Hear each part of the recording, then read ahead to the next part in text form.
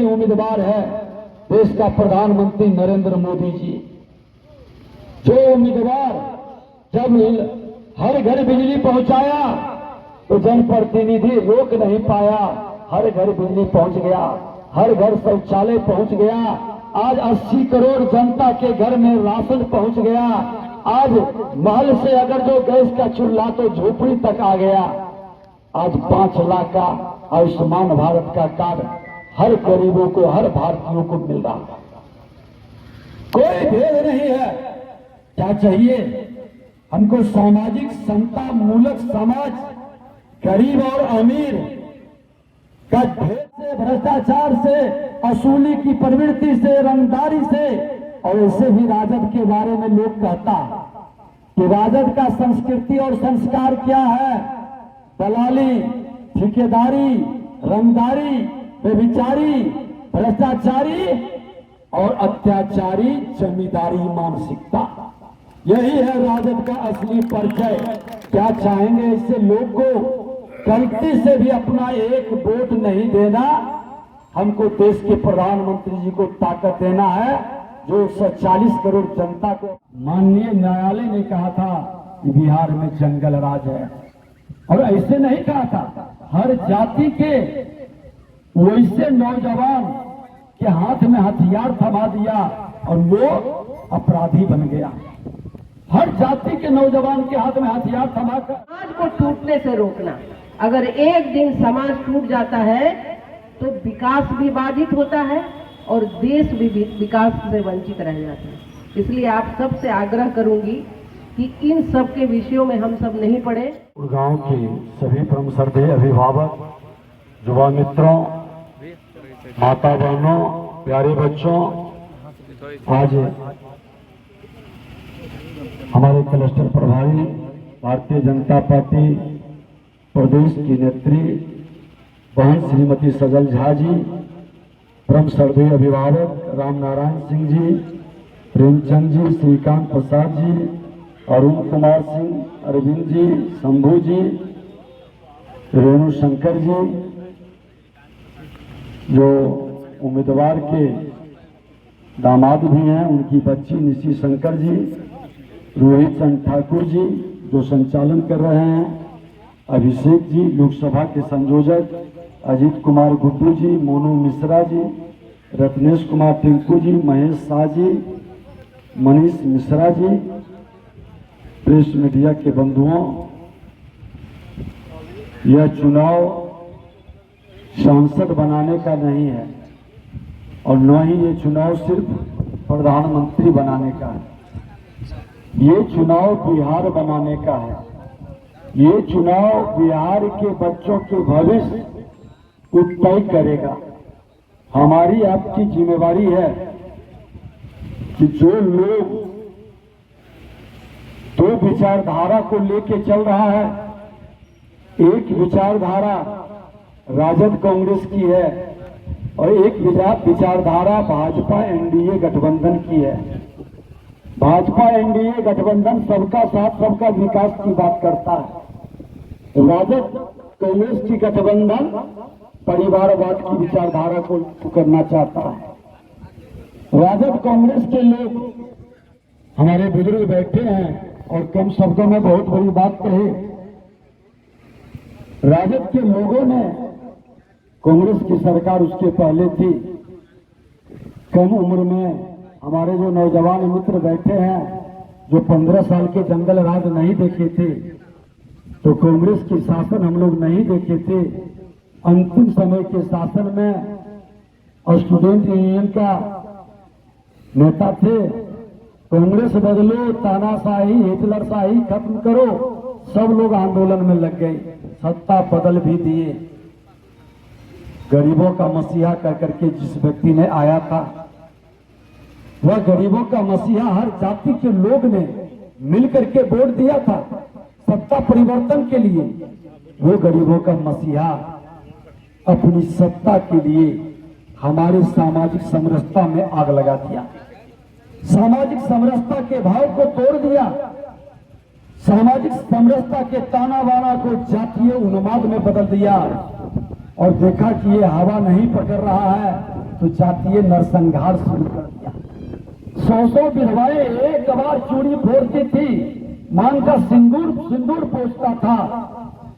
बहुत लोग गवाह होंगे, देखते होंगे कि मगध कैसे चल रहा था। धीरे धीरे ये याग फैलने लगा बिहार के अंदर, और जिस उग्रवाद वामपंथियों के स्वभाव को जानता था वो उग्रवाद आपकी धरती तक पहुंच गया। ये उग्रवाद बिहार के अंदर एक दहशत का वातावरण बना दिया। किसी के जमीन पर कोई झंडा गाड़ देगा तो किसी समाज को उसके अधिकार की जगह कर करके लड़ा करके मरवा देगा, नरसंहार करवा देगा। यही उसकी उपलब्धि थी, यही राजद कांग्रेस की उपलब्धि थी। दहशत में था बिहार। हत्या, अपहरण, लूट, बलात्कार का नया उद्योग चालू हो गया था। ये अवगत कराना उन नौजवान जो बैठे कम उम्र के हैं, जिन लोगों ने नहीं देखा है उस पीरियड को, आज लगभग 2/3 आबादी उससे की है। जो 30 वर्ष से नीचे है, लगभग 2/3 आबादी उन नौजवानों की है। उसको जानकारी चाहिए कि जिसको जंगल राज कोई पार्टी नहीं कहा था, कोई राजनीतिक पार्टी या विपक्षी पार्टी नहीं कहा था, माननीय न्यायालय ने कहा था कि बिहार में जंगल राज है। और ऐसे नहीं कहा था, हर जाति के वैसे नौजवान के हाथ में हथियार थमा दिया और वो अपराधी बन गया। हर जाति के नौजवान के हाथ में हथियार थमाकर उसको बाहुबली बनाने के लिए, अपराधी बनाने के लिए, समाज में दहशत पैदा करने के लिए शासन का बागडोर उसके हाथ में थमा दिया। कोई जिला ऐसा बाकी नहीं था, हर जात का 2-4 बाहुबली अपराधी जो शासन करने लगा, विकास की गति को रोक दिया, विकास में कमीशन वसूलने लगा, ठहर गई विकास। अब लोग जिंदगी बचाने में लग गए। जो सम्मान से जीना चाहता था नौजवान, जिस नौजवान को लगता था कि मुझको भविष्य बनाना है, सम्मान से जीना है, उस अपराधी का विरोध किया, वो नौजवान गोली का शिकार हो गया। जिसने उस अपराधी का विरोध किया वो गोली का शिकार हो गया। और जो दर्शन और हम सबका जो भी विषय है उन सबको ये सुनेंगे भी और आप सबको संबोधित भी करेंगे। हम सब चुनाव के लिए ही यहाँ आए हैं और हम सब एनडीए की प्रत्याशी माननीय मोदी जी की तरफ से बीना देवी जी, जो चिराग पासवान जी की पार्टी की है, और आप सबके आशीर्वाद से पिछली बार भी आप लोगों ने आशीर्वाद देकर के उन्हें जिताया था और इस बार भी हेलीकॉप्टर छाप बीना देवी जी का है। और जब आप बीना देवी जी के हेलीकॉप्टर छाप पर बटन दबाएंगे तो स्वतः नरेंद्र मोदी जी तीसरी बार प्रधानमंत्री बनेंगे और 400 पार का नारा हमारा भी सफल होगा। अभी आप सब यहाँ बुद्धिजीवी बैठे हैं। जो विकास हुआ है माननीय प्रधानमंत्री जी का, इनको बताने की आवश्यकता माननीय हमारे मुख्यमंत्री जी करेंगे, लेकिन मुझे लगता है कि जितने बुद्धिजीवी हमारे यहाँ बैठे हैं सबको पता है कि माननीय हमारे प्रधानमंत्री जी ने जिस प्रकार से किसानों के लिए, महिलाओं के लिए 33% आरक्षण देकर के, किसानों को 6,000 खाते में पैसा आता है, गरीबों को राशन देके, आयुष्मान देके, युवाओं के लिए स्टार्टअप देके, लगातार जो वो 4 जाति की चर्चा करते हैं, युवा, किसान, महिला और गरीब, इसी के विकास के लिए प्रधानमंत्री जी संकल्पित हैं और कर भी रहे। लेकिन मैं आपसे बराबर मैं यहाँ प्रभारी बन के आई हूँ लोकसभा की, और जो मैं इस चुनाव को देख रही हूँ, इस चुनाव में विपक्ष के पास कोई मुद्दा नहीं। ये मुद्दा है ही नहीं इस चुनाव में। इसलिए नहीं है कि जिस प्रकार से माननीय प्रधानमंत्री जी, माननीय मुख्यमंत्री जी ने जिस प्रकार से विकास किया है, तो विकास पर कोई भी उंगली उठाने के लिए विपक्ष के पास विषय नहीं है। लेकिन एक बहुत गंभीर विषय है कि समाज में आज जो मैं घूम रही हूँ, मैं देख रही हूँ, चुनाव का मुद्दा बस एक ही रह गया, जातिवाद। और ये मैं जो चुनाव देख रही हूँ चिंतित भी हूँ कि समाज किस ओर बढ़ रहा है कि कोई ऐसे लोग जो 90 के दशक में सरकार चलाए, जिस जातिवाद की लड़ाई लगा करके वो 15 साल सरकार में रहे, और जब मोदी जी और नीतीश कुमार जी ने समाज के एक एक लोगों का विकास करना शुरू किया, और जब इनको लगने लगा कि हम इसमें पिछड़ रहे हैं, तो लंबे वर्षे के बाद ये पहली चुनाव है जब जाति की लड़ाई शुरू हो गई। और ऐसी बात नहीं है सभी जाति एक दूसरे से लड़ने लगे, लेकिन मैं आप सबसे ये कहना चाहूंगी, इस गांव में सभी समाज के लोग रहते हैं। क्या जब उनकी कोई समस्याएं आती हैं तो क्या ये समाज पहले सबके लिए खड़ा नहीं होता? कोई कुशवाहा हो, कोई पासवान हो, कोई पटेल हो, कोई भूमियार हो, कोई ब्राह्मण हो, क्या इस गांव की समस्या जब खड़ी होती है तो समाज सबसे पहले खड़ा नहीं होता है क्या? तो जब समाज सबसे पहले उस व्यक्ति की मदद करने खड़ा होता है तो चुनाव के दिन फिर जाति की बात कैसे आती है? जिस जाति की लड़ाई लगवाने की बात कर रहे हैं लालू प्रसाद जी, मैं आप सबसे कहना चाहती हूँ, उन्होंने बहुत सोच समझ के यहाँ कैंडिडेट दिया है। और मैं कल एक वीडियो देख रही थी, जिस कैंडिडेट को उन्होंने दिया है, उन्होंने कल कहा अजय निषाद जी को मैं जिताने के लिए कट्टा लेके खड़ा हूँ। अब आप बताइए कि क्या फिर वही कट्टा और वही बंदूक की राजनीति चलेगी वैशाली में? इसलिए चिंता का विषय है। आप समाज को तोड़ने के लिए, समाज को लड़ाने के लिए एक कैंडिडेट देते हैं जिसका कि आपराधिक रिकॉर्ड भी।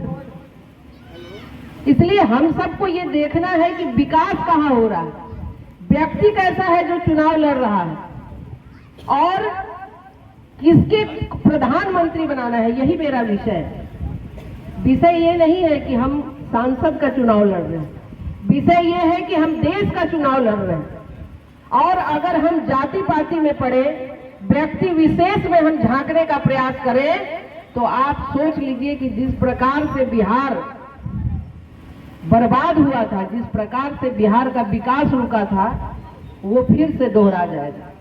इसलिए एक ही मुद्दा है चुनाव का, जातिवाद, और इस जातिवाद को जड़ से हम लोगों ने समाप्त किया था, और फिर से हमारे विपक्ष वाले इस मुद्दा को उठाए हैं। इसलिए यहाँ सभी बुद्धिजीवी वर्ग के लोग बैठे हैं। अपने विकास, अपनी चिंता, अपराधी को रोकना, यही मेरा काम है, और समाज को टूटने से रोकना। अगर एक दिन समाज टूट जाता है तो विकास भी बाधित होता है और देश भी विकास से वंचित रह जाता है।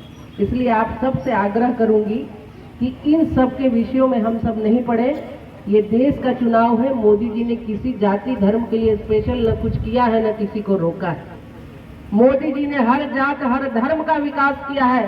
किसी को राशन ये नहीं कह के दिया है कि को तुम किस जाति के, किसी को आयुष्मान इसलिए नहीं दिया है कि आप इस जाति के हो।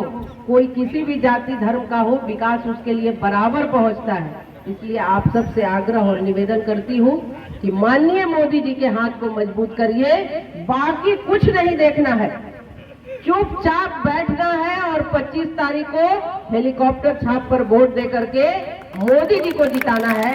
बस यही आग्रह आप सबसे है।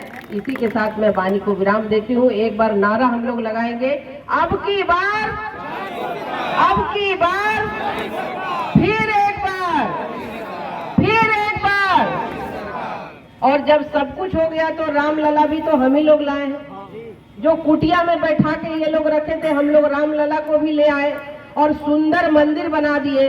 तो एक बार जयकारा भी लगा लेंगे।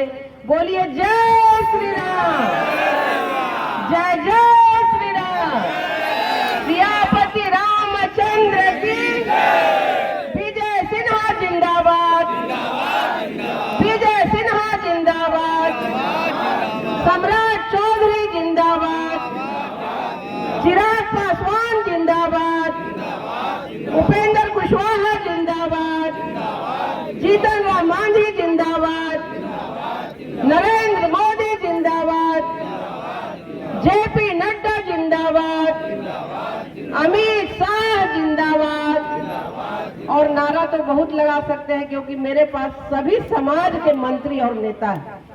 इनको भी याद रखना है कि जो कहते हैं कि मैं अति पिछड़े की सरकार बना रहा हूं सभी जात को लड़ा के, मेरे पास सारे समाज के वर्ग के मंत्री हैं। इसलिए भारतीय जनता पार्टी सबका साथ सबका विकास करने का काम करती है।